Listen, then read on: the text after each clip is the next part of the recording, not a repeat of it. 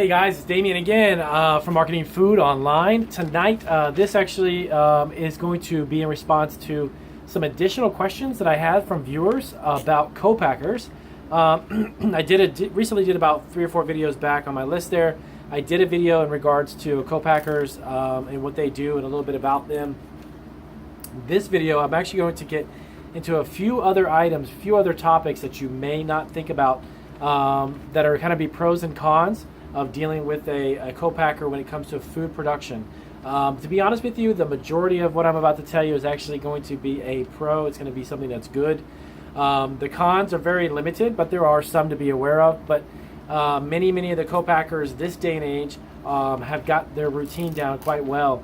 So I would definitely think about it if you are looking to mass produce a food product and you just don't have an enormous amount of money or revenue available right now to open up a 200,000 or 100,000 square foot facility to mass produce your food product. You can go to a co-packer and they can take care of it for you. So all right, so I'm going to go down a list of a few things. I've made some notes here. I'm just going to go down with you guys to just kind of in the back of your mind, keep this in mind if you're starting to search for a co-packer. So I'm going to start with some of the pros. Right off the bat, again, something as I just mentioned, co-packers can help you initially reduce your startup costs if you're looking to have a massive amount of your product put out, as long as you, of course, find the right co-packer. And what I mean by the right co-packer is obviously somebody who produces within their facility a product that you're looking to make, okay? If you're into trail mixes, you can't approach somebody who has a facility set up to do spaghetti sauce. It just won't work, okay? So there are specific types of co-packers. They do specific things. Keep that in mind. But they are great when it comes to startup costs. Like I said, they've got the facility. They've got everything there. The only thing they're going to need from you is obviously a list of ingredients, either the sources of those ingredients to get it to their facility, and of course recipes and everything that you are going to want to have them do for you. But aside from that, that's on a much lower scale as far as the cost is concerned. They've got the facility and the big machinery. That cuts down on you having to go get out a loan for $1 million to open up a facility, okay? So, real quick list. Co-packer. So the pros are it's got reduced startup costs. Your startup is a heck of a lot smaller. Reduced startup costs, okay?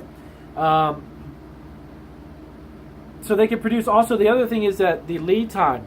When it comes to dealing with retailers, if you begin to either sell on Amazon directly through FBA and you want to ship product in mass amounts to their facility in their FBA program, or you're just selling to Whole Foods, you're selling to a Publix, you're selling to some other grocery stores, and they need 10,000 cases, they're going to be in a situation where your lead time, the amount of time leading up to when you fulfill the order, is going to be reduced considerably because the co-packer has everything in place.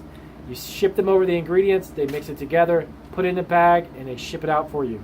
You're done, okay? So depending upon how the co-packer actually schedules it out and tells you, hey, you know what? To produce that many amount of cases, it's going to be about a 3-week run. I'm going to have about 2 months notice.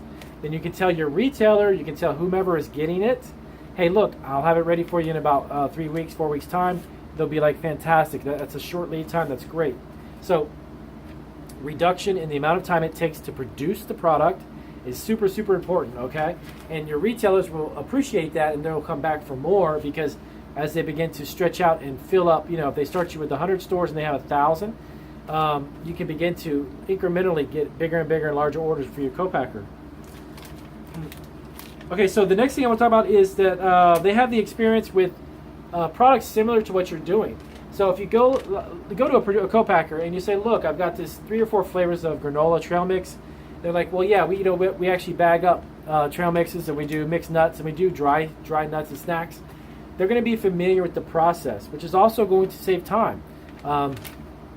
If you go to a co-packer who is now, let's say, transitioning into doing trail mixes or something that you're more dry mixed nuts or seasoning and stuff, and they're just beginning to do that, okay, it's something new to them. They may have a lot of kinks to work out. They may not understand the process completely. But if you go to a co-packer who's already producing or manufacturing something similar, then it's going to help them make it and produce it much faster for you. Okay, so keep that in mind. That's something that's great about experienced co-packers who have been doing it for several years to 10, 12 years or more. They know how to do what they do, and they do it very efficiently. So also the other thing is many co-packers in this day and age, they've actually developed within their in-house, as they would call it, they have a lot of R&D departments, that research and development departments that can actually help. If you have an idea for a product and you've got a recipe, but they want to kind of fine-tune it, they want to tweak it a little bit, they want to make it better, or they want to bring in a different ingredient, they have a lot of research and development departments to help you do that. Now, there are costs that traditionally fall into the line with that, but keep in mind that if you need help kind of finalizing your packaging or finalizing the look of it or the feel of it or whatever it may be, a lot of co-packers offer that as a service because they've just been doing it for so long now. And it's also an additional revenue stream for the co-packer when they can offer that type of research and development to their customers, okay? So the one thing that you want to keep an eye out, though, this is going to be some of the cons, okay? Some of the things that may be drawbacks, but just don't let this deter you from actually approaching a co-packer. But some of the things to keep in mind, the cost and schedule and the methods. When it comes to having a co-packer produce your product, you're going to kind of, in a small way, you're going to be at the mercy of their scheduling and then the processes that how they actually do it. If you don't really care about, if you don't mind as far as the actual processing, how it goes along the assembly line, that's not important to you, which it really shouldn't be. As long as they get the product in the bag, it's sealed and gets to the retailer, it shouldn't make a big deal, okay? But these co-packers are scheduled out several months. Some of them are 6 or 8 months out. So you may approach a co-packer and say, look, I want to do this and this, and they're going to say, that's great, we can do it, but I'm actually booked till next February, and it's like August. You're going to be like, well, that's not really going to work for me. So you got to keep in mind that their scheduling may affect the output of your product. If you're looking to get to a retailer and like, look, the retailer says I need to have it by November, obviously that co-packer is not going to work for you. So there's a lot of factors that are going to come into play with this. So you've got to shop around. You got to find, I would definitely personally say approach at least 5 co-packers, because you're going to get 3 to 4 of them that potentially may have issues with your timeline, okay? So keep that in mind as well. You pick up the phone and you call the first co-packer and they can't do it, don't get discouraged. There's literally, I did a Google search to follow up on a list of, for a client in regards to co-packers, and there's over 6,000 co-packers in the U.S. alone. So you'll find another one. It may not be in your state or your city, but you can find another one, trust me.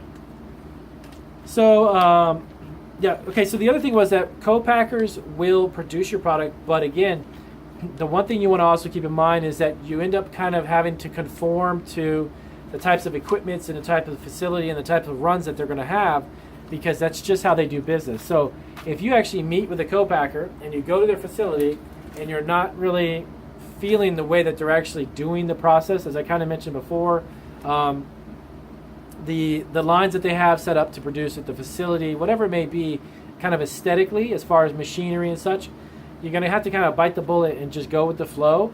Because if they say, look, I can get these bags put out for you, but you know what, I'm just not feeling the way that you guys are doing the process, but the final product is good, I'd say let it go. Don't make a big deal about it.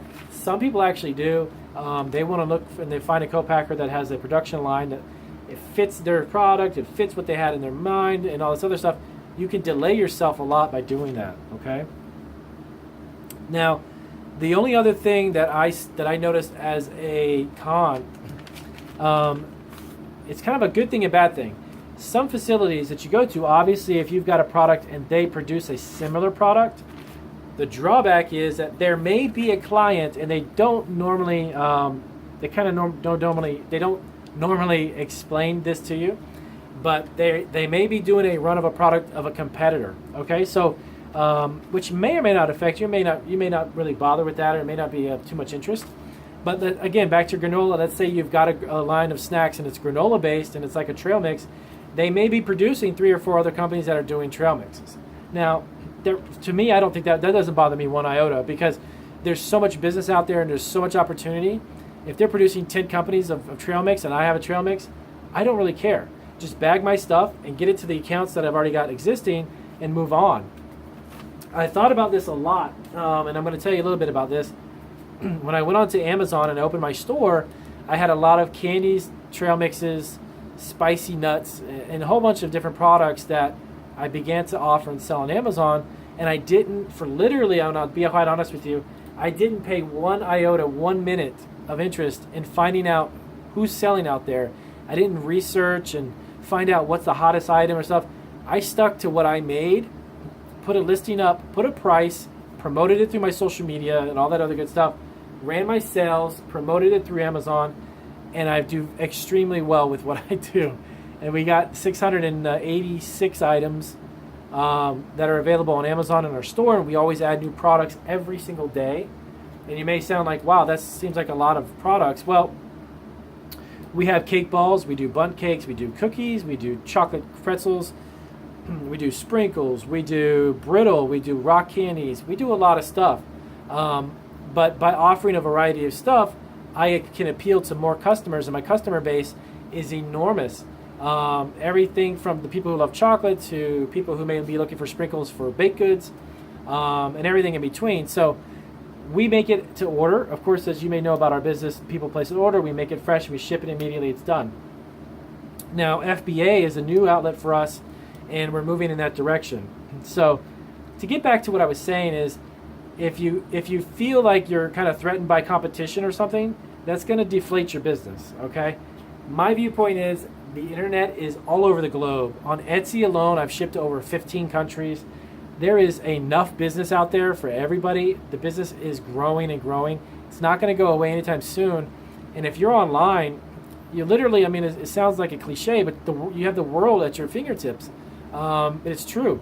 And especially if you're on Amazon, you have an opportunity to meet hundreds of millions of people everywhere, and it's unbelievable. I personally I would never have a complaint about Amazon business at all. Ours has literally, month over month, we're averaging about 80 to 90% increase in sales over the previous year, and that's been super good. So don't ever get discouraged. I mean, the whole thing about doing research and finding out the hottest products, if you're into doing that, then go ahead and do it. If you're making products like we do, just make your product. Stand by your item, believe in your product, post it, promote it, and call it a day. It's going to sell, okay? So just keep that in mind. If you're going to a co-packer, they may be producing a competitor's product, something similar, and that's okay. But at the end of the day, man, I'm telling you, there's so much business out there. Don't let that discourage you, okay? So I hope this information helped you out, and if it did, do give me, again, like I always say, give me a thumbs up if you like my videos. If you have a question, comment down below. If you are not a subscriber and you found this video, please subscribe to my channel. I've got over 200 videos, and every day I try to post a couple of videos every single day. Take a few minutes out and here in my facility and just stand in my office and do these videos to try to help you guys promote your products and develop a food product. So if you'd like to check out a little more questions, you want to do work on one-on-one with me, I have consulting available on our paid channel, Marketing Food Online 2, the number 2. And you can definitely subscribe to that channel, and I would help you out as much as I can. So thank you guys for watching.